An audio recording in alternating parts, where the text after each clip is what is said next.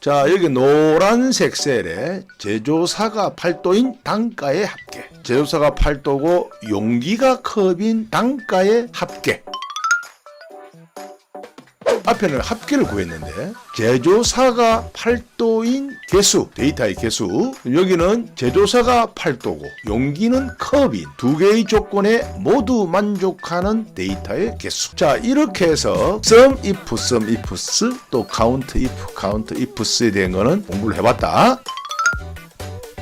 제조사가 오뚜기인 단가의 평균. 이제 우리가 보통 일반적으로 쓰는 함수가 있어요. average if라든지 이런 게 있는데 간단하게 그건 구할 수 있어. 근데 이제 우리가 이미 sum if와 count if 함수를 배웠으니까 요걸 가지고 평균을 구해보자는 얘기야.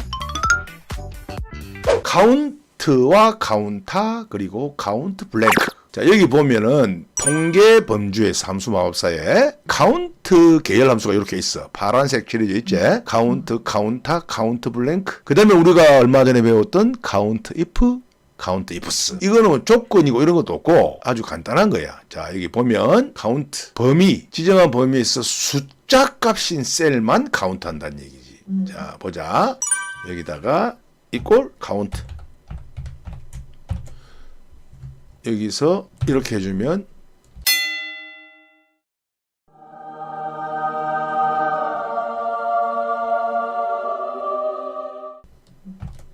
이 범위에서 숫자는 20개다는 얘기야. 그럼 만약에 여기다가 이 범위가 지금 E6부터 E25까지잖아?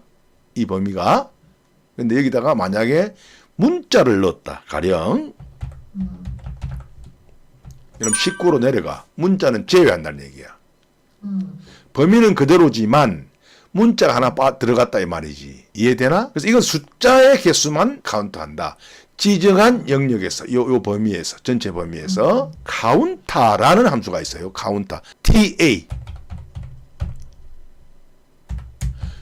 똑같이 이렇게 해서 범위를 지정해 줘도 이 카운터 함수는 숫자와 문자를 구분하지 않고 다 센다 이 말이야. 다만 비어있는 셀은 제외한다. 이렇게 되면 비어있잖아.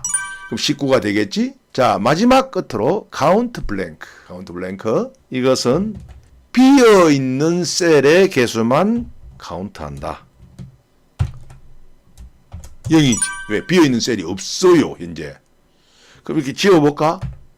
하나 나오잖아. 비어있잖아. 이해되나? 요 숫자하고 뭐 좌우지간 비어있는 셀만. 이건 이 범위에서 비어있는 거는 지금 3개다 이 말이야. 카운트 블랭크. 블랭크라는 게 비어있다는 말이잖아. 이제 이렇게 해서 카운트 계열의 함수는 다 이제 마스터한 거야. 자, 질문. 오늘 괜찮았어? 계속 진도가 나가는데 잘 모르겠으면 너무 한꺼번에 완벽하게 이해하려고 하지 마. 그건 넘어가는 거야. 그냥 넘어가야 돼. 넘어가야 다음에 또 할 수 있어. 그러니까 머리만 아프고 하니까. 자, 그럼 오늘도 여기서 끝! 몇 가지 아주 간단한 수식을 사용해서 초간단 가계부 만들기 이렇게 이제 한번 해보도록 한다. 근데 가계부를 하는 것은 되게 일반적으로 물론 이제 뭐 더 복잡한 뭐 항목, 세부 항목 이런 것도 있겠지만 대체적으로 뭐 일자 항목, 수입, 지출, 그다음에 잔액 뭐 이렇게 나온단 말이야. 수입에서 잔액을 빼면, 지출을 빼면 잔액이 나올 거고, 그랬을 때 여기에 이제 요렇게 이제 수식이 들어있는데, 이제 요 지금 아무것도 없으니까 잔액이 없는 거야. 그런데 이제 한번 해보자 말이지. 그럼 가령, 9월, 오늘 뭐 28일 날, 여기서 월급이 들어왔어요. 월급이. 월급이 들어왔는데 100만 원이 들어왔다. 그래요. 그럼 잔액이 100만 원이 된다. 수입에서 이제 100만 원이 돌았으니까 지출은 없으니까 100만 원이 맞잖아. 자, 그러면 요 수식을 아래로 쭉 끝까지 12행까지 한번 드래그 해볼래? 천천히. 오케이. 됐어. 자, 그러면 밑에는 수식이 들었는데도 아무것도 안 나타나지. 이건 무슨 얘기냐면 이 수식에서 일단 조건문으로 if 만약에 if 조건문에 조건이 어떤 조건이냐면 이 조건이야. 이 콤마까지, 콤마 앞에까지 sum E4에서 F4. E4와 F4는 어디냐면 요거야. 그렇지? 여기에 sum 합계가 이 합계가 0보다 크면 즉 무슨 얘기냐면 수입이나 지출이나 아무거나 값이 있으면 0보다 커지겠지. 이 합계는.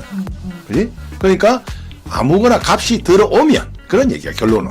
수입이든 들어오든 지출이나 뭐 금액이 들어오면 입력이 되면 요 값으로 나타내고 여기 값으로 나타내고 요가 이 콤마 앞에까지 요거 이제 좀 이따 설명한다. 그렇지 않으면 또 콤마 만약에 이 비어 있으면 지금 이런 상태는 비어 있잖아. 아무것도 없잖아. 합계가 0이겠지. 그러니까 0보다 안 크잖아. 그럼 거짓이라는 값이야. if 함수에서는. 그렇다면 땡땡 이 따옴표 두 개는 무슨 얘기냐면 빈 공백의 값이야. 아무것도 나타내지 마라. 공백으로 표현하라. 그래서 공백으로 나타났잖아. 이렇게 아무것도 없으니까. 그지? 이 합계가 0보다 안 크거든. 그러니까 무슨 얘기인지 알지? 자, 그러면 그렇다면 이제 0보다 크면 하는 조건 이제 참일 때의 값 이걸 이제 설명한다. 이거 크면 방금 여기 이제 드래그 했잖아. 여기는 sum 2사부터 2사라면 한 칸이겠지. 이렇게 합계해서 또 sum F4에서 F4 이것도 한 칸이야. 수입에서 지출을 빼라. 지출이 아무것도 없으니까 그냥 빼와야 역시 그대로 수입 100만 원 그대로겠지. 수입 지출이 지금 없잖아 이게. 자, 그러면 이번에는 만약에 30일 날 전년 20년 9월 30일 날 이렇게 교통비가 나갔어. 예를 들어서 지출이 있단 말이야. 교통비인데 얼마가 나가느냐? 5만 원이 나갔어. 이렇게 했어. 5만 원치 기름을 넣었다 이 말이야. 자, 그러면 맞지 이거 지출? 수입이 100만 원, 이제 잔액이 100만 원인데 이 5만 원 빠졌으니까 95만 원 맞겠지? 자, 역시 이게 무슨 얘기냐? 잘 봐. 앞에서는 한 칸 E4에서 E4, F4에서 F4 합계지만 여기에서는 드래그를 했으므로 요 달러 표시 나중에 이거 절대값이라 하는데 내가 나중에 또 이걸 또 다뤄줄 거야. 자, E4에서 E5가 돼 있다 이 말이야. 잘 보면 그 차이가 있어. 여기는 F4에서 F5. 또 밑에 볼까? 여기는 E4에서 E6이야. F4에서 F6. 그렇게는 E7. 그지? 이 고정인 4는 고정이고 쭉 내려가면서 5, 6, 7 이렇게 내려가진단 말이야. 8. 그지? 그러면 이거 무슨 얘기냐? E4에서 E5의 합계면 얼마겠어? 여기 이 합계가 2만 원. 거기서 F4에서 F5의 합계 이거 얼마야? 2만 원. 100만 원에서 5만 원 빼면 95만 원 맞지, 그지? 이렇게 했단 말이야. 그럼 이번에는 예를 들어서 이제 10월 1일 날 예를 들어서 가령 또 돈이 또 들어왔어. 느닷없이 보너스가 들어왔어요. 보너스가 들어왔는데 요거는 80만 원이 들어왔어. 그럼 여기서 이렇게 175만 원이 되는 게 맞지? 요거 결국은 잔액에서 여기 들어왔으니까 맞잖아 이게 계산상으로. 그럼 무슨 얘기냐? 잘 보란 말이야. 아까 이거 참일대값 요거 얘기야 지금. 여기서 보면은 sum 이제 E4에서 E6, E4에서 E6이 어디냐? 여기서부터 여기까지야. 얼마야 이거? 거기서 또 sum F4에서 F6 요거를 요 합계 얼마야? 그리고 5만 원 180만 원에서 5만 원 빼면 얼마? 180만 원에서 5만 원 빼면 175만 원. 그래요, 맞잖아. 이렇게 해서 이제 쭉 내려가는데 그럼 이제 아까 이제 얘기한 이 이치는 알겠지 대충 논리는 이렇게 이제 if 함수를 써서 이제 값이 어떤 수입이나 지출 값이 있을 때와 없을 때를 일단 구분해 가지고 없을 때는 땡땡 이렇게 값이 아무것도 수입이나 지출 아무것도 없을 때는 그러나 수입 또는 지출의 값이 입력되면 그 합계값에서 수입의 합계값에서 지출의 합계값 처음부터 현재 셀까지의 영역 처음부터 현재 셀까지 영역 그럼 또 뭐냐 그럼 만약에 다시 또 이제 여기서 부식비로 만약에 또 3만 원을 썼어요. 그럼 이렇게 엔터를 하면 맞잖아지? 175만 원에서 3만 원 썼으니까 172만 원 남는 게 맞겠지? 그러니까 이제 이게 내려가면서 합계값이 여기서부터 여기까지, 그 다음에 여기서부터 여기까지, 여기서부터 여기까지, 여기서부터 여기까지, 이것도 마찬가지. 여기서부터 여기까지, 이렇게 여기까지. 위에는 고정. 그래서 결국 이 합계에서 이 합계를 빼주는 결과값이다 이 말이지. 그런데 여기서 가령 이렇게 해서 이제 땡땡이라는 개념이 잘 안 써서 모르겠는데. 이걸 이제 만약에 그러면 값이 이 수입 또는 지출의 값이 없을 경우에는 빈셀로 나타내라. 보기가 안 좋으니까 하는데 이걸 만약에 그럼 0으로 해보자. 0 이렇게 0으로 해도 이건 값이 있으니까 이대로 나타나는 거지. 0이 아니지 이건. 그 드래그 한번 해볼래? 까만 십자가 맞지?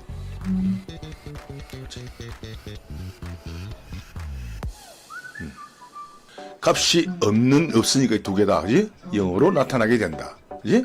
근데 이거 뭐 자기 본인이 편리할 대로 하는 건데 0보다는 이제 보통 이 경우는 땡땡으로 하는 게 낫지, 안 보이게 하는 게. 입력했을 때 나타나고. 이해 안 되는 부분 있나? 자 지금 그래 여기 한번 봐, 여기 밑에 이 보면 내 구분해놨어. 이 함수야. 빨간색으로 되어 있는 게 조건이야. 조건. 자, 0보다 크면 그 다음에 파란색이 참값이야. 실제 0보다 클 때 나타나는 값. 그래서 이렇게 하고. 그리고 까만 거 땡땡. 이거는 거짓일 때 나타나는 거. 0보다 크지 않을 때. 아무것도 없을 때. 그러니까 0보다 크지 않을 때 이렇게 한다. 자, 질문.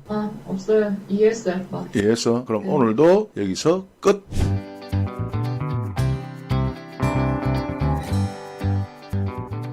안녕하세요. 큰형입니다.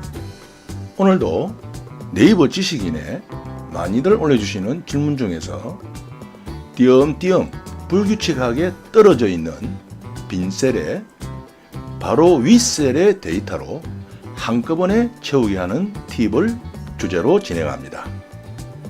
함께 보시겠습니다. 이게 한두 개 정도면 복사 붙여넣기 뭐 그런 방법으로 해결할 수 있겠지만 처리해야 될 데이터가 많은 경우에는 좀 곤란해집니다. 자, 함께 보시겠습니다. 먼저 날짜 영역에서 대상 영역을 모두 범위로 잡고 키보드의 F5 키를 눌러서 나타나는 이동 메뉴창에서 하단부의 옵션 버튼을 눌러서 빈셀 옵션에 체크하고 확인 버튼을 누르면 방금 선택한 전체 영역에서 빈셀, 즉 값이 없는 비어있는 셀들만 선택됩니다.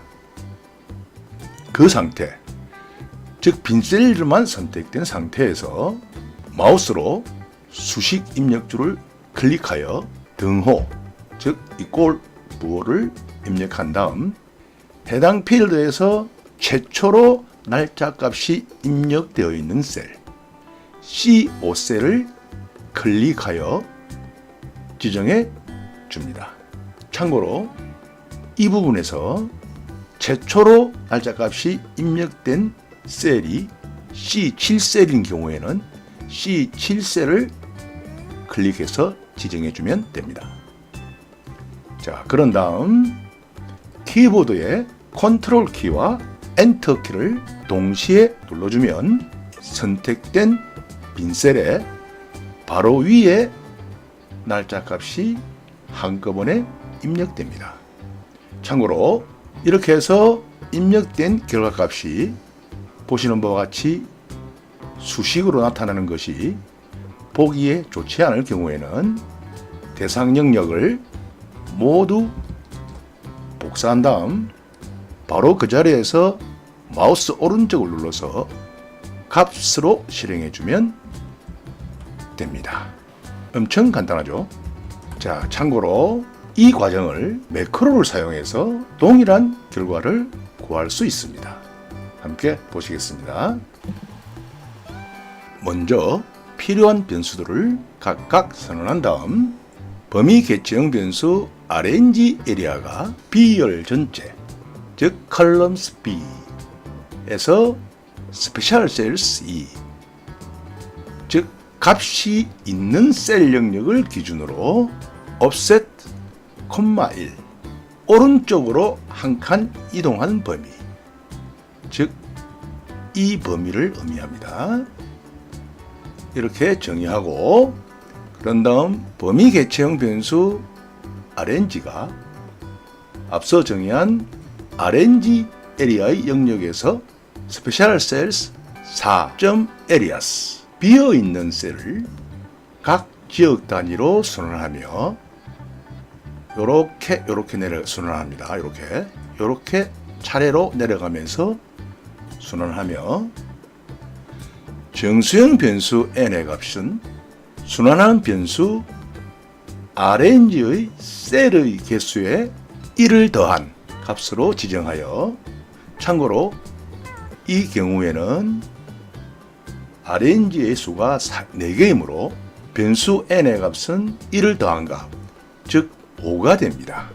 자, 그렇게 해서 점 offset 마이너스 1, 그러니까 즉 RNG에서 한 칸 위로 올라간 요렇게 되죠. 요 셀입니다. resize n, n의 값이 5일 경우에는 하나, 둘, 셋, 넷, 다섯 이렇게 되겠죠. 또 이 경우에는 하나, 둘, 셋 이렇게 됩니다. 이렇게 resize, 재확장한 영역에 fill down, 이거 우리가 컨트롤 D 키를 누르는 것 같습니다.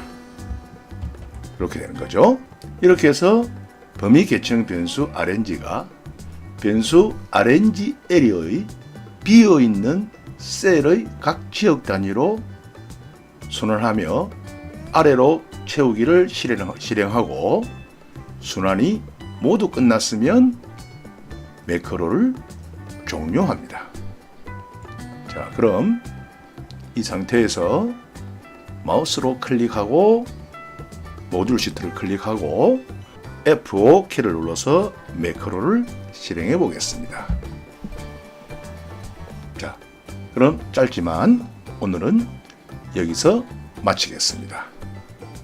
감사합니다. 안녕하세요. 네이버 지식인의 큰형입니다. 자, 오늘의 주제는 차트 오브젝트입니다. VBA로 차트 개체의 속성을 컨트롤하는 매크로입니다. 함께 보시겠습니다. 여러분들 엑셀에서 그래프 차트 많이 그리시죠? 이와 같은 데이터 테이블을 기준으로 왼쪽의 부서명에 해당하는 차트를 그리게 되면 G부서의 경우 이런 형태의 막대 그래프를 그릴 수 있습니다. 그런데 아마 여러분들도 그런 경험이 있으시겠지만 이 차트가 현재 이 데이터 테이블에서의 부서명은 8개입니다만 수십 개 이상일 경우에 각 부서명에 해당하는 차트를 하나씩 그려서 시트에 나열하게 되면 보기에도 상당히 혼란스럽고 효율적이지 못합니다. 따라서 하나의 차트에 각 부서에 해당하는 데이터를 그래프로 구현하는 매크로에 대해서 알아보겠습니다. 함께 보시겠습니다. 이 매크로는 워크시트 셀렉션 체인지 이벤트 핸들러 프로시저입니다. 특정한 지정된 영역의 셀이 선택될 경우에 발생하는 이벤트 핸들러 프로시저입니다. if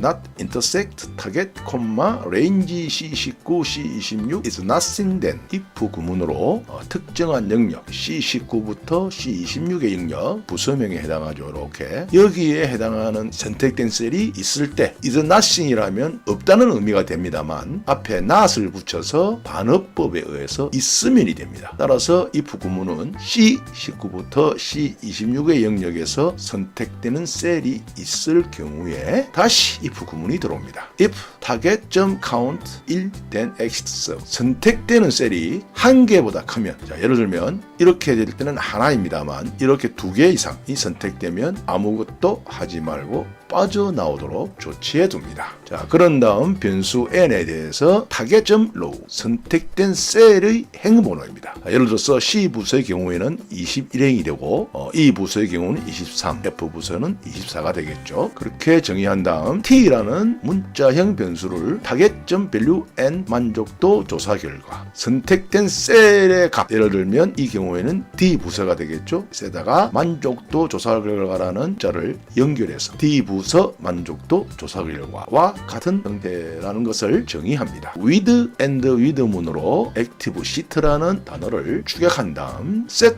RNG source 범위 개체형 변수인 RNG source에 대해서 union 메서드를 사용해서 range C18, H18 여기가 됩니다. 그렇죠? 그 다음에 cells n, 3점 resize 6 어떤 타겟이 셀이 선택되더라도 그 선택된 셀의 행번호에 해당하는 3열, 여기 같으면 C21이고 D 부서에는 C22가 되겠죠. 그렇게 해서 오른쪽으로 6개의 영역에 해당하는 범위를 의미하고, 따라서 이 두 개의 범위를 유니온 메소드로 묶어서 예를 들면 우리가 C22 셀을 선택했을 때 매크로에서 정의한 RNG 소스의 범위는 이렇게 두 개의 영역이 됩니다. 그렇게 해서 차트 오브젝트, 이 차트가 차트 1이죠. 이 시트에서는 set source data RNG low. 자, RNG 소스는 앞에서 정의했죠. 무슨 얘기냐 하면 C 부서를 선택하고 차트를 마우스 오른쪽으로 눌러서 데이터 선택 탭을 누르게 되면 이와 같이 차트 영역이 나타납니다. C18, H18 이 영역이죠. 제목 영역입니다. 그다음에 컴마 C21, H21, C21부터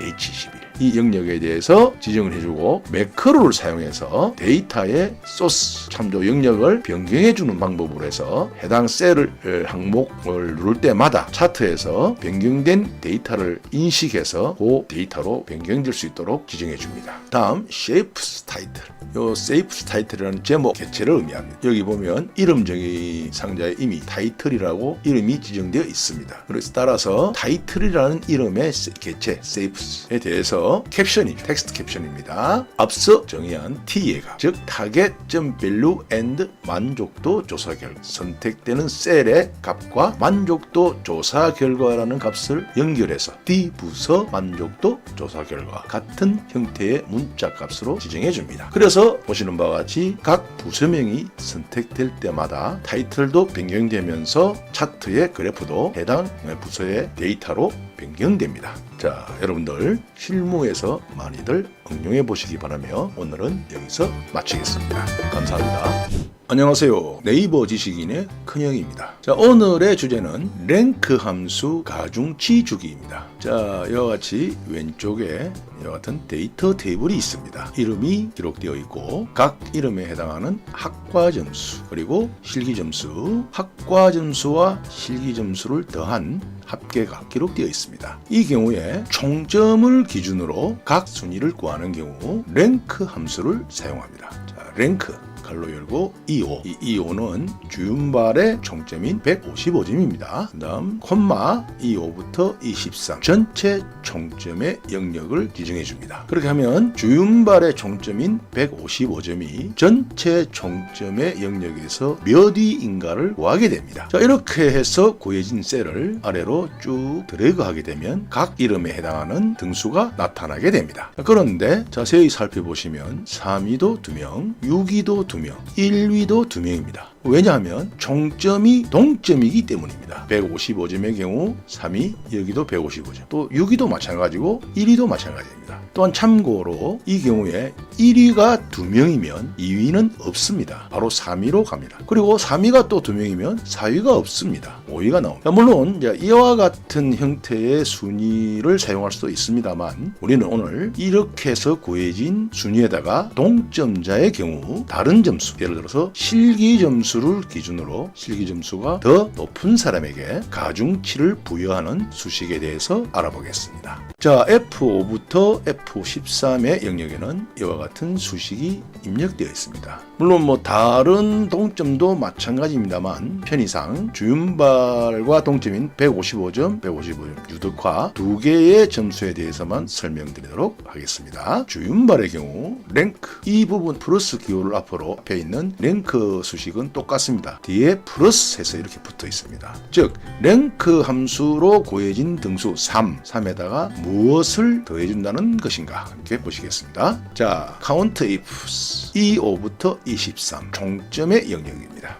거기서 주윤발의 총점인 25, 155점과 같고 또한 D5부터 D13 실기점수 영역이죠. 여기서 주윤발의 실기점수인 80점보다 큰 두 개의 조건에 모두 만족하는 셀의 개수를 구하게 됩니다. 무슨 얘기냐 하면 주윤발과 동점인 155 지금은 2명뿐이죠. 이렇게 이렇게 두 명에서 실기 점수가 또 주윤발보다 높은 조건에 해당하는 셀의 개수는 없습니다. 75점. 총점은 동점이지만 유득하는 75점이기 때문에 주윤발의 실기 점수보다 높은 조건에는 맞지 않습니다. 따라서 이 경우에 우리가 많이 사용하는 방법이죠. 쭉 드래그해서 F9 키를 누르게 되면 0입니다. 자, 이렇게 해서 앞서 구해진 랭크 함수의 결과값에다가 0을 더하면 역시 3입니다. 3이 나오게 됩니다. 자, 그런데 이와 반대로 유득화의 경우 똑같습니다. 랭크 함수에다가 구해진 여기 3이죠. 역시 count ifs E5부터 E13 총점 영역에서 유득화의 총점인 155점과 같고 D5부터 D13 실기점수 영역에서 유득화의 실기점수인 D9보다 큰 셀의 개수. 그럼 역시 이렇게 비교가 되겠죠. 주윤발의 경우가 있기 때문에 1이 됩니다. 이 경우에는 따라서 앞에 랭크 함수로 구해진 순위 3이죠. 에다가 1을 더하게 되면 4가 됩니다. 이해되시죠? 자, 이렇게 해서 오늘은 동점의 경우 다른 특정 점수를 기준으로 비교해서 푼 사람에게 가중치를 주는 수식에 대해서 알아봤습니다. 여러분들 실무에서 많이 응용해 보시기 바라며 짧지만 오늘은 여기서 마치겠습니다. 감사합니다. 이게 무슨 얘기냐면 이 지금 5개의 셀 중에서 45라는 값이 제일 크잖아. 45를 100으로 기준했을 때 나머지 영역의 비중을 색상으로 칠한다는 얘기지. 자, 그럼 이거 분율 이런 거 되게 그렇지. 그래서 이걸 갖다 만약에 하면 35를 70으로 변경하고 엔터하면 이렇게 되겠지. 70에 대해서 45는 요만큼, 20은 요만큼, 40은 요만큼, 30은 요만큼이다. 한눈에 볼 수 있다는 얘기. 오늘은 지난 시간에 이어서 지난 시간에 우리 뭐 서식, 셀 색깔 칠하고 뭐 이런 것도 했고, 그다음에 셀 서식, 표시 형식 이거 숫자, 동화, 뭐 회계, 날짜까지, 그다음 사용자 지정도 좀 간단하게 했어.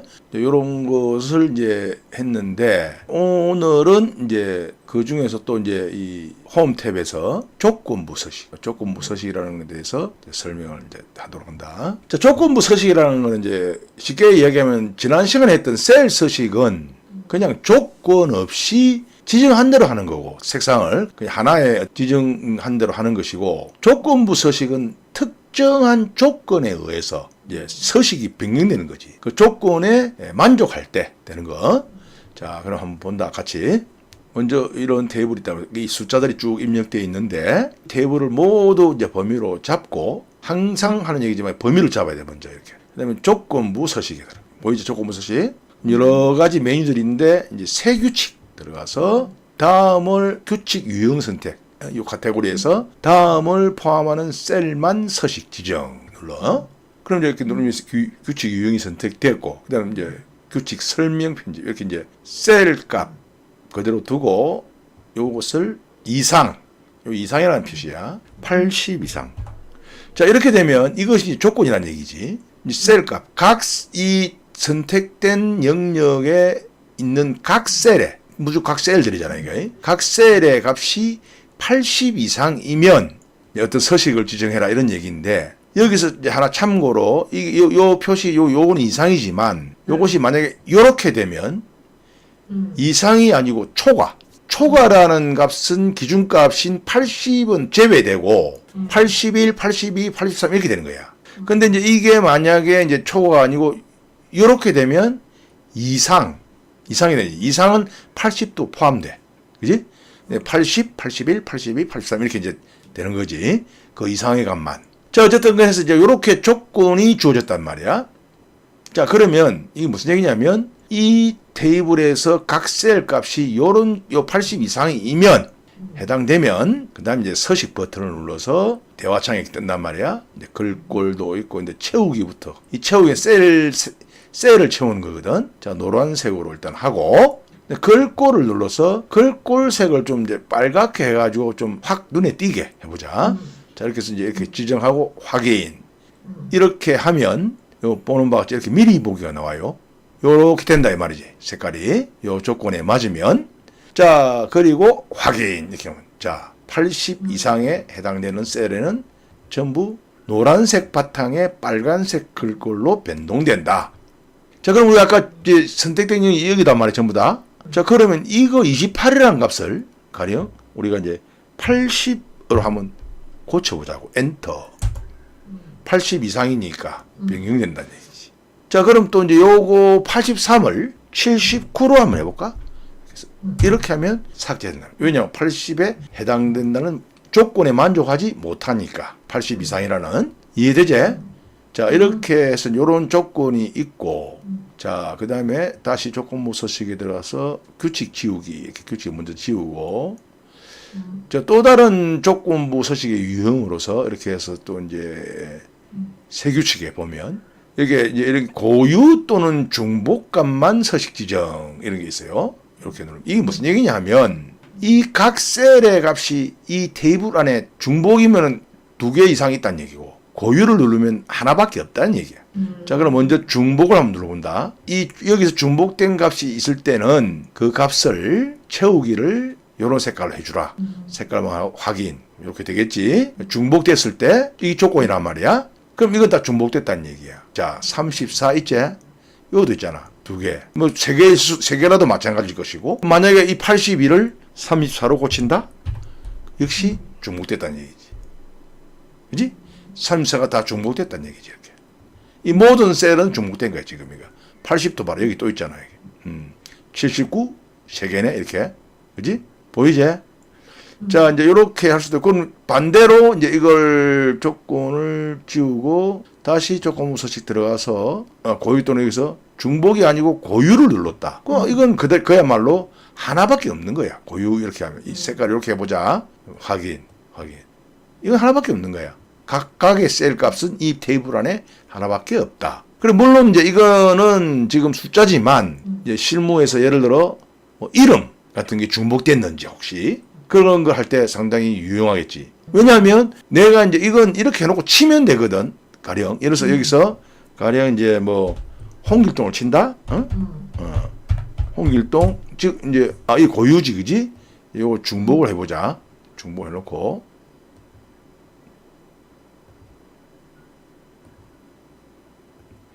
중복을 했을 때 서식을 노란색으로 하고 확인해놓고 하면 아직은 중복이 아니야, 홍길동이. 근데 여기서 만약에 또 홍길동이 들어갔다.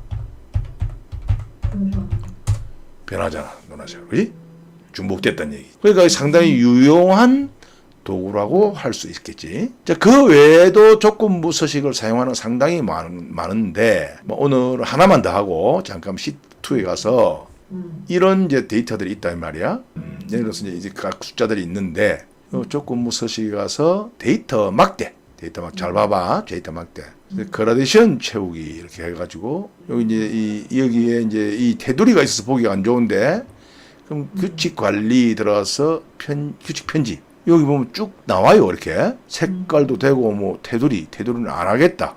없음. 또, 색깔도, 좀 여러 가지 색깔이 있어요. 이렇게 할 수도 있고, 확인.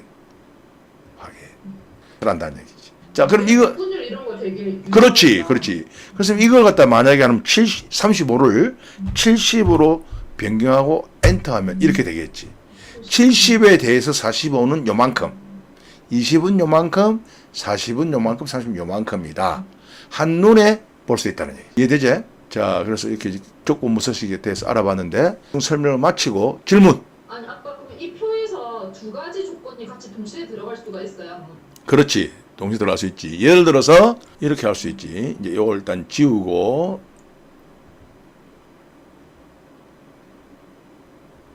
자, 예를 들어서 이거 아까 숫자로 바꿔야 되겠지. 바꾸고, 자, 이 전체 값 중에서 조금 서식 들어간다. 이제 아까 했던 거 세 규칙 가서 다음을 포함하는 이렇게 해서 이제 셀 값이 만약에 이상이라 그랬지, 이거 아까. 요거를 이제 70 이상인 경우에는 서식을 예를 들어서 이제 이렇게 하고 확인하겠다.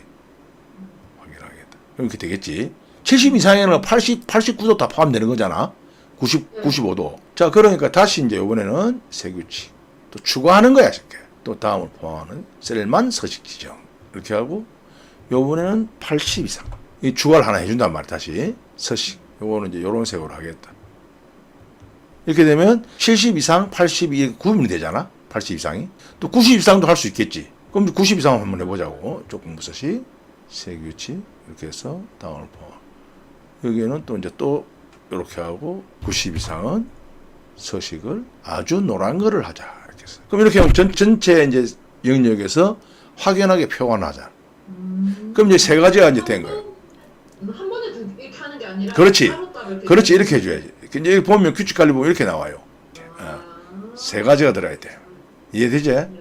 자, 그럼 이제 그 외에도 뭐 이 메뉴들의 기능들이 상당히 많은데 대충 메뉴는 이 정도 설명을 마치고 그 다음에 그 외에 다른 것들은 이제 케이스 바이 케이스로 그때 또 설명하도록 하고 자 오늘은 여기서 끝.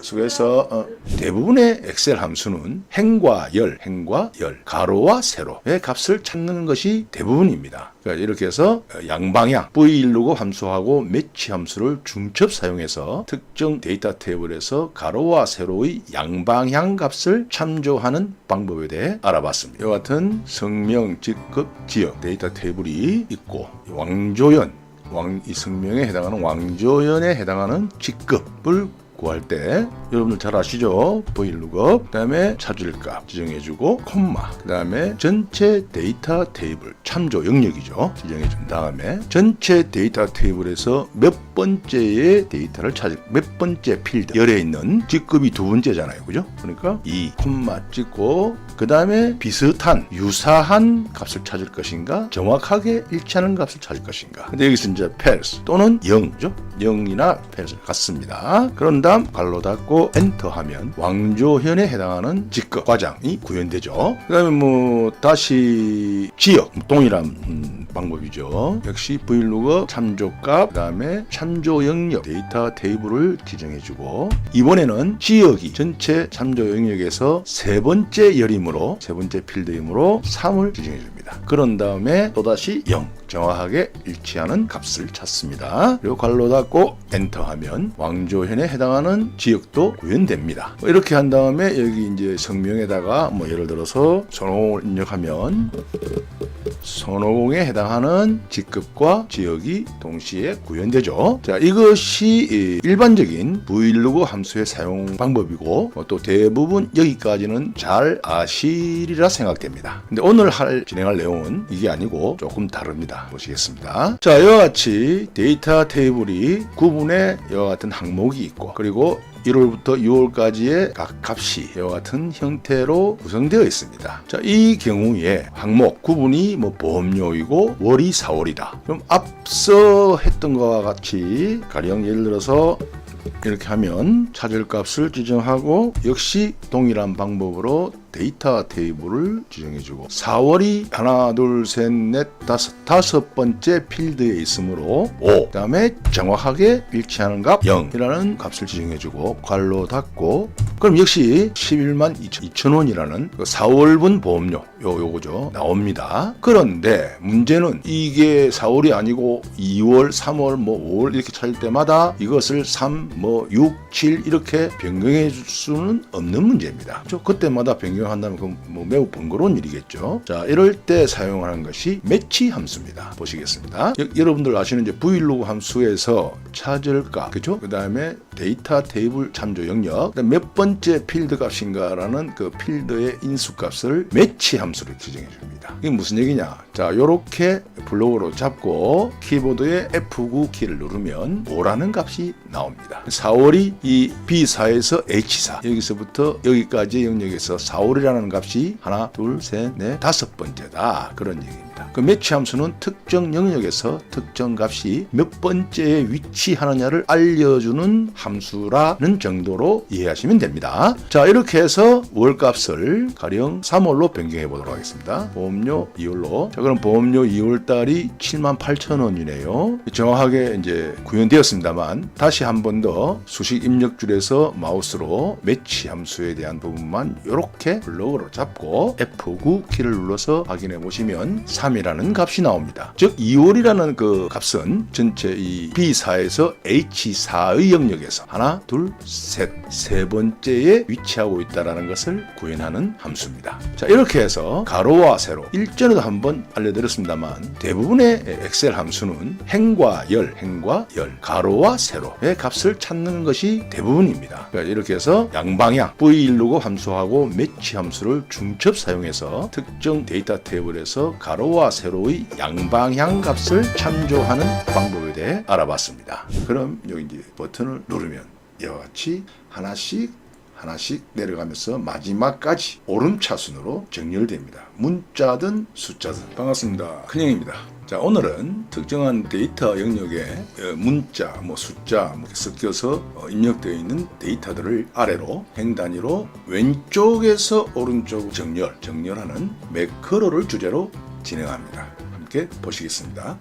자, 보시는 바와 같이 이 숫자, 영문도 있고 이렇게 불규칙하게 이런 이제 특정 영역에 입력되어 있는 데이터가 있습니다. 근데 이제 이 경우에 숫자든 문자든 왼쪽에서 오른쪽으로 이제 오름차순으로 정렬하는 내용입니다. 이 경우에 이렇게 하나씩 하는 경우에는 여러분들도 아시는 바와 같이 데이터를 선택을 하고 한꺼번에는 안 됩니다.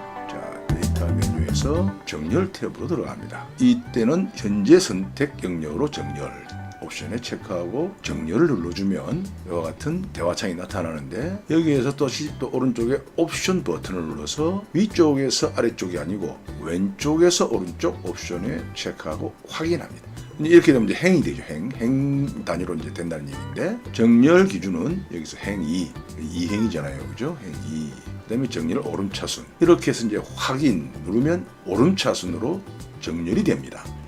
근데 이제 이거를 하나 두 개도 아니고 지금 이 경우에는 몇 개 안 됩니다만 수백 개 정도 될 때는 이거 사람이 할 짓이 아니죠. 자, 그래서 이럴 때 사용하는 이제 매크로에 대해서 설명드리도록 하겠습니다. 자, 그럼 설명 들어갑니다.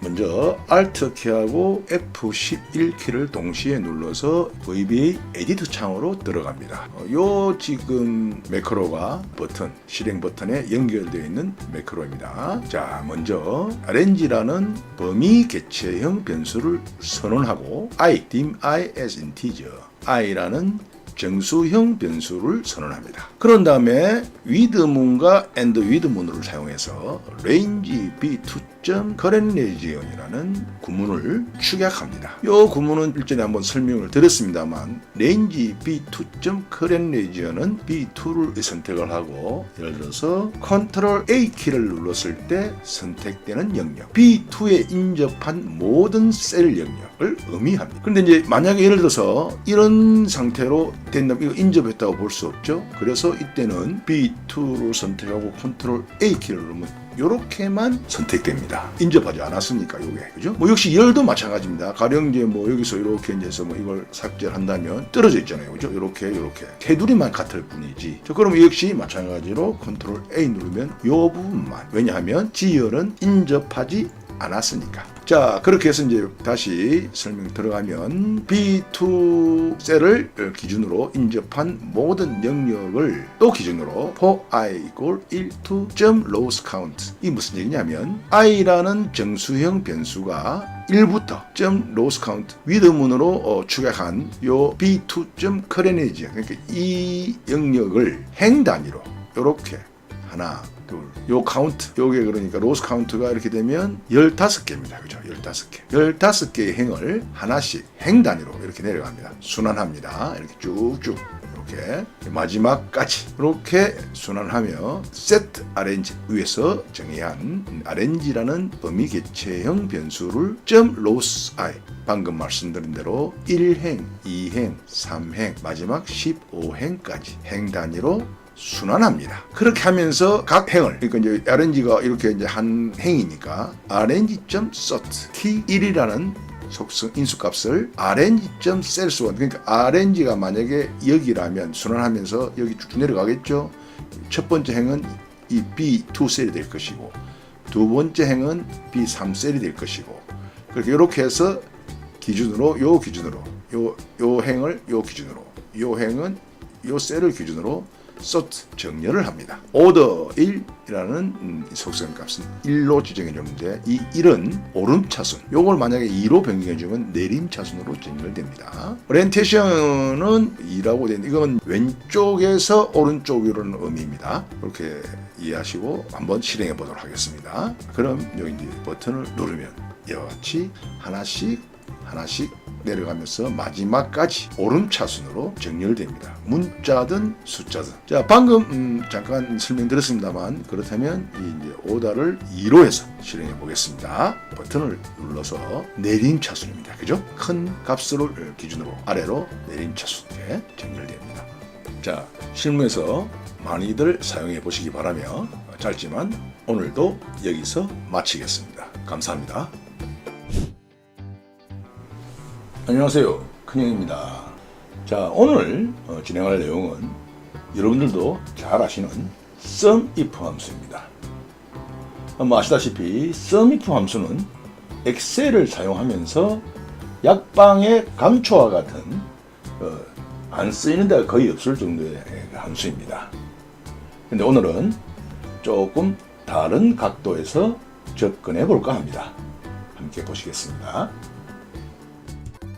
자, 이와 같이 각 성명이 있고 오른쪽에 이제 실적 합계를 구하는 수식을 입력합니다. 자, 근데 보시다시피 시트가 1월분, 2월분, 3월분 이렇게 3개의 시트가 있고 또 각 시트에는 성명과 실적들이 이렇게 불규칙한 크기로 입력되어 있습니다. 자, 이럴 때 우리가 물론 이제 여러분들 잘 아시는 SUMIF 함수 한번 사용해 보겠습니다. 자, SUMIF 그래서 특정 시트에 이름이 입력된 영역을 지정해 주고 다시 조건값 찾을 이름을 또 입력한 다음에 합계를 구할 영역을 이렇게 들어가서 지정해 준 다음 엔터 하면은 1월분 시트에서 인격정에 해당하는 실적의 합계가 310, 그죠? 이렇게 구해집니다. 이거 여기까지는 뭐 대부분 여러분들이 잘 아시는 내용이고 오늘은 이와 같이 여러 개의 시트에서 특정 조건에 해당하는 실적의 합계를 구하려면 어떻게 해야 될까요? 물론 이제 오늘은 편의상 3개의 시트만 있습니다만 뭐 4월분, 5월분, 뭐 6월분, 12월분까지 시트가 있어도 동일한 수식으로 구해집니다. 보시겠습니다. 이미 입력되어 있는 수식입니다만 이와 같이 sum product라는 배열 함수라고 그러죠. 배열 함수를 통해서 그 안에 SUMIF 함수. 그 다음에 이제 여기서 중요한 게 이제 인다이렉트 함수를 써가지고 1부터 3, 뭐 12월까지 있으면 12로 고쳐줘야 되겠죠. 1부터 3 월분 시트의 C열 1부터 3 보면 동일한 규칙이 이 크기는 다릅니다만 C열의 이름이 입력되어 있습니다. 그죠? 다 C열. 그 다음에 그 C열에서 CO 그리고 요 조건값 임꺽정이 입력되어 있는 셀 주소죠. 를 찾아서 다시 인다이렉트 함수를 써서 다시 1부터 3 월분 시트의 D열 결국 실적이 입력되어 있는 영역의 합계를 구합니다. 좀 더 자세하게 설명드리기 위해서 SUMIF부터 이렇게 마우스로 수식 입력줄에서 드래그해서 마지막 괄호 앞에까지 블럭으로 잡고 키보드에 F9 키를 눌러봅니다. 자, 보시는 바와 같이 310, 170, 130이라는 숫자가 배열로 이렇게 나옵니다. 이 숫자 값들을 SUMPRODUCT라는 배열 함수를 통해서 합계를 구하는데 이게 무슨 얘기냐 하면 310, 170, 130 각 시트의 1월분에는 310, 2월분에는 170 3월분 시트에는 130이라는 합계값을 범위합니다. 보시겠습니다. 그럼 자 1월분에 임꺽정에 해당하는 합계값은 310 맞죠? 그죠? 자 그 다음에 2월분에는 임꺽정에 해당하는 합계값이 170입니다. 하나밖에 없고 3월분 역시 임꺽정에 해당하는 건 130입니다. 다른 예를 들어서 이렇게 같은 수식을 이렇게 드래그 해주면 채우기가 되겠죠. 자 그럼 김우수의 경우를 한번 보겠습니다. 이렇게 해서 또 역시 동일한 방법으로 블록으로 잡은 다음 F9 키를 누릅니다. 여기는 1월분에는 170, 2월분에는 80, 3월분에는 280이라는 의미입니다. 한 번 더 확인해 보겠습니다. 1월분에 170 맞죠? 하나뿐이죠. 2월분에도 80 하나뿐이네요. 자, 3월분에는 이렇게 해서 280 그죠? 맞죠? 여기 이렇게 이제 확인할 수 있습니다. 자, 이와 같이 다중의 시트에서 특정 조건에 해당하는 합계값을 SUMIF와 그 다음에 indirect sum product 등의 함수를 사용해서 구현하는 방법을 알아봤습니다. 자, 어떻습니까? 많이 사용할 때가 있을 것 같죠? 자, 그럼 짧지만 오늘도 여기서 마치겠습니다. 감사합니다. 자, 오늘의 주제는 SUMIF라는 함수인데, SUM 함수는 알지? SUM 함수는 그냥 이렇게 우리가 뭐 아무 결과값을 구할 셀에다가 이렇게 하고 SUM 이렇게 하고 그냥 쭉 이렇게 더할 범위만, 합계를 구할 범위만 지정해주면 합계가 나온단 말이죠. 이렇게 625라는 합값이 나와요. 근데 거기다가 뒤에 if라는 게 붙었어. if는 이 sum if뿐만이 아니고 count if 뭐 이런 거 있어. 뒤에 if가 붙는 거. if가 붙는 건 무슨 얘기냐면 조건이 따라간다는 얘기야. 조건이. 지금 이런 sum 함수는 그냥 조건 없이 무조건 이 범위에 지정한 데서 더하잖아. 범위의 값을 더하는 sum if 이런 거 이제 조건에 따라서 달라진다는 얘기거든. 자, 설명 들어간다. 자, 먼저 SUMIF 함수가 들어있는 F12셀 수식을 한번 보자. SUMIF 갈로 열고 B7부터 B15, B7부터 B15는 여기야. 여기서 또 그 다음에 콤마 22가 뭐냐? 이거야. 22면 주윤발 적혀있는 거. 그래서 그 다음에 콤마 C7부터 C15 이렇게 C7부터 C15. 자, 이게 무슨 얘기냐 하면 여기서 B7부터 B15의 영역에서 콤마 22 조건값이 20이야. 22 주윤발에 해당하는 실적값만의 합계를 구한다는 얘기지. 그러니까 여기 빨갛게 돼 있지. 이렇게 다 주윤발이잖아. 그러니까 결국 요거 세 개의 값을 구한다는 얘기지. 주윤발에 일치하니까 B7부터 B15의 영역에서 이해되지?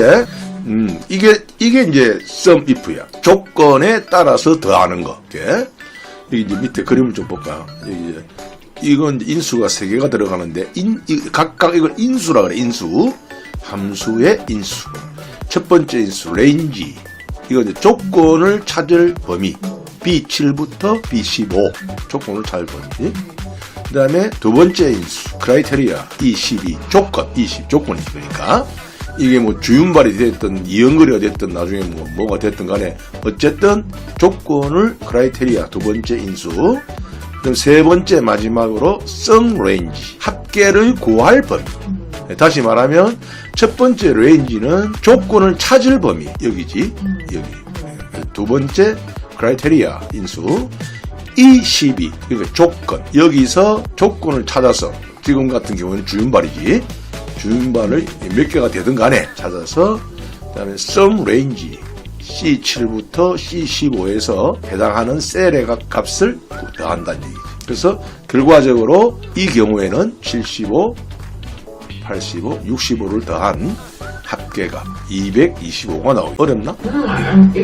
근데 지금 이제 완벽하게 이해가 안 되더라도 당장은 그걸 막 완벽하게 이해하려면 안 돼. 머리만 아파. 다시 말하면 정신 건강에 안 좋아. 응? 그러니까 이해 안 되면 넘어가. 설명 이런 거 들으면 이해는 되는데 돌아서 나가보는 게 문제다. 내리에 안 막히는 게. 그렇지. 그리고 나중에 또 보면 되고. 이게 또 나중에 하다 보면 또 나와, 이게. 언젠가는. 이 또 썸, if를 또 응용하는 게 나올 수밖에 없거든. 그럼 그때, 이게 그게 그 말이었구나. 이렇게 되는 거야. 응? 왜 우리 옛날에 수학도 이해 안 되는 거는 선생님들이 넘어가라 했잖아. 잡고 있으면 괜히 머리만 아파. 이해 안 되는 걸 자꾸 완벽하게 이해하기 위해서 애쓸 필요는 없다. 응? 자, 그렇게 해서 일단은 나중에는 나중에 잊어버릴 값에 지금은 이해가 된다는 얘기잖아. 이렇게 여기서 조건을 찾아서 조건에 맞는 옆에 오른쪽 셀의 값 지정해. 요걸 이렇게 또 떨어져 있을 수도 있어요. 말하자면 이게 딱 이렇게 안 붙어 있고. 그래도 지정한 그 범위에 대해서 이렇게 합계를 구하는데 주의할 점은 이 범위가 B7부터 B15면은 이것도 C7부터 C15가 된다는 얘기죠. 말하자면 크기, 이 범위의 크기는 같아야 된다는 얘기지. 예를 들어서 앞에 거는 이렇게 해놓고 뒤에 거는 C7부터 C20 이렇게 하면 안 된다는 얘기. 무슨 얘기인지 알겠나? 네. 요 크기를 같이 해줘야 된다. 범위의 크기가 같아야 한다는 거죠. 그렇지. 크기가. 물론 위치는 다르지만 B고 C고 B열이고 C열인데 거기서 크기는 같아야 된다는 얘기지. 응? 이해되나? 자, 이렇게 해서 썸if 여기 지금 인수 사용하는 방법까지 알아봤고, 자, 이번엔 썸ifs s가 붙는 함수가 있어요. 또 이 무슨 얘기냐면 이 썸ifs 함수는 2007 이상의 버전부터 지원되는 함수야. 그 이전에는 썸ifs라는 함수가 없었어요. 업그레이드된 함수인데, 자, 썸if를 생각하면 그렇게 어려운 건 없어. 아주 이것도 간단해. 자, 보자. 쉽게 말하면 조건이 2개 이상이라는 얘기야. 이쪽에서는 주윤발을 찾고 이쪽에서는 서울을 찾고 2개가 다 일치하는. 이해되나? 자, 그러면 봐라. 여기 봐봐. 이렇게 해서 이건 조금 쓰는 방법이 달라요. 먼저 썸 레인지가 먼저 와. 이렇게 D34부터 D42 이게 썸 레인지 이제 여기 인수 사용의 썸 레인지 먼저 와야 돼. 합계를 더할 그 범위를 먼저 지정해주고 그 다음에 이제 조건이 들어가는 거야. 자, B34부터 B42 여기지. 여기서 무엇을 찾느냐? F34가 뭐냐? 주윤발이지. 여기 주윤발을 찾고 또 조건이 있어. 또 C34부터 C42. 그럼 여기지? 이 범위야. 여기서 또 무엇을 찾느냐? 서울을 찾아야 돼. D34. 결국 2개의 조건이 모두 만족하는 경우에 실적 값의 합계를 구하라. 자, 그럼 이 경우는 안 만족하잖아. 주윤발인데 서울이 아니잖아, 지역이. 해당 안 되는 거야, 이건. 이해되지? 그럼 이건 아예 안 되는 거고, 요 경우는 되지? 요 경우도 주윤발 차원이니까 이것도 안 맞다는 얘기지. 그렇지? 결국 일치하는 건 2개야. 요거. 그렇지? 그래서 55와 65의 합계인 120을 구하게 된다. 이해는 되지? 그래서 이제 앞에서 했던 썸if와 썸ifs의 차이는 조건이 썸if는 한 개밖에 안 돼. 이거보다 한 개 이상은 안 돼요. 이걸 다른 걸 여기다 넣으면은 함수가 에러가 나요. 에러가. 근데 또 이제 여기서는 썸ifs에서는 2개 이상, 3개도 돼. 이 조건이 이거는 예제로서 이렇게 해놨는데 3개, 4개도 돼. 그래서 다시 이제 썸if 함수는 한 개의 열에서 특정 조건에 해당하는 다른 열의 합계를 구하잖아. 그런데 썸if 함수는 2개 이상의 열에서 2개 이상의 조건에 모두 일치하는 특정 열의 합계를 구한다. 이해는 되지? 자, 그래서 이제 이렇게 보면 썸ifs는 먼저 썸 레인지가 먼저 오고, 보이죠 이게? 썸 레인지 이 부분이겠지? 썸if는 썸 레인지가 뒤로 갔지만 이건 이제 썸 레인지가 먼저 오고, 그 다음에 레인지 1, 이게 뭔 얘기냐? 합계를 구할 이제 범위, 조건을 찾을 범위. 첫 번째 조건 1, 크라이테리아 1, 첫 번째 조건을 찾을 범위. 그 다음에 첫 번째 조건, 또 레인지 2, 두 번째 조건을 찾을 범위. 이 범위겠지? 그 다음에 또 크라이테리아 2. 두 번째 조건. 이 경우에는 서울이 되겠지? 두 번째 조건. 이렇게 해서 이제 3개, 4개도 나갈 수가 있다는 얘기야. 여러 가지 조건에 해당하는 합계를 구할 수 있는 함수. sum if에 대해서 알아봤다. 그지? 자, 질문. 아니면 여기서는 다 이해가 돼요. 썸이프도 여기 함수 이 마법사에서 그냥 좋은 질문. 함수, 아빠는 습관적으로 자꾸만 이거 타이핑을 하는데, 함수 마법사에 들어가서, 이럴 경우에는 이제 이 마법사에 들어가면, 이 썸이프는 아빠에게는 수학 삼각 카테고리에 들어있어. 이번 쭉 내려가면, 여기 있네, 썸이프 보이나? 썸이프 다 있잖아. 근데 이제 이렇게 카테고리 범주 자체도 애매하고 이럴 때는 틀리나? 아니 모두 여기를 누르고서 S를 찾으면 돼. 쭉 내려가서. 오케이? 그렇지. 이해되지? 이렇게 쭉 보면 이제 나오겠지 이제 STU T니까 뭐 이렇게 나오잖아 이게. 썸. 애매할 때 이렇게 찾으면 돼 또. 이렇게 하다가 나중에 숙달 되면 그냥 뭐 는 하고 치면 돼. 그냥 그 타이핑을 해버려 그냥. 근데 이거 완전히 이 구조를 알아야 되겠지. 그렇지? 자, 그럼 오늘도 여기서 끝. O 함수는 합계가 260을 초과하거나 또는 평균이 85점 이상이면 합격이고 그렇지 않으면 불합격이다. O, 아까 얘기한 대로 O 함수를 한번 알아보겠다. 자, 이런 함수를 수식을 여기다 넣고 보자고. 이렇게 보면은 여기 이거는 이제 아까 end를 봤겠지만 or 여기도 두 개야. 이렇게 이건 뭐냐면 F45가 뭐냐면 합계잖아. 합계. 여기 F45. 그다음에 이제 G45는 평균이야. 이건 sum. 합계. 이건 평균. 이렇게 나오잖아. 뭐 sum이나 평균 에버리지는 설명한 것도 없는 거야, 그냥. 그냥 그대로 그것만 범위만 넣어주면 되는 거야, 이렇게 범위만. 보이지? 자, 그런데 이거 뭐냐면 합계가 260을 초과하거나 평균이 85점 이상이면 합격. 둘 중에 하나면 되는 거야. 무슨 얘기인지 알겠지?